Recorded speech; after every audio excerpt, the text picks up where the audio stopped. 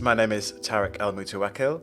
I am the creative director of Marlborough Productions. And I'm David Shepherd, and I'm the executive director of Marlborough Productions. We are a producing organisation, and we make LGBTQI plus projects that are like theatre and performance. Some of them are heritage. It's all sorts. We're all about making space for queer weirdos. Queerdos is kind of how I like to think of it.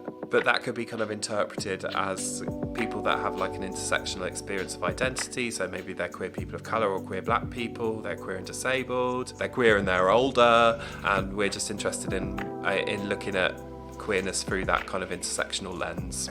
I met Tarek in passing and I thought, I'm going to meet that guy again somehow. And then we ended up coming together at the Marlborough. We took on the pub, we had all the rooms above it as a kind of residency space for artists.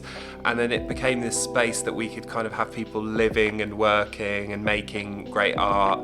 There are lots of spaces where you can be a safe cis person, and he wanted to make sure that we had at least one space where you could be a safe trans person.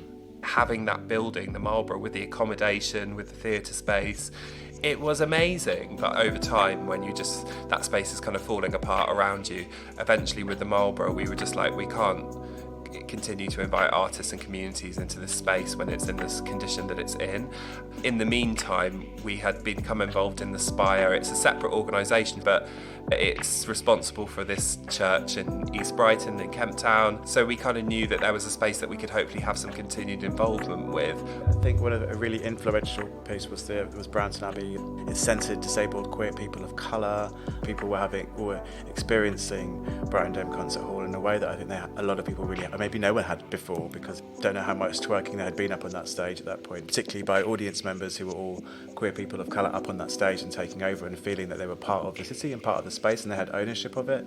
Part of the issue with Brighton is community ownership of spaces seems to be quite few and far between. What I would want is for there to be a recognition of the value that culture brings to the city and what makes it an appealing place for people to live. And to stay, because people come and they go, I think. A lot of people come here and they try it out. I think it's a city that people can come and go quite a lot from, which does make it quite a transient space. Brighton has a role in inventing the future of the culture of this country, and we've got communities here and people here, and I think it has an influence regionally, nationally, internationally, and it should embrace that as a city and as a kind of experimental space that allows and facilitates things to happen.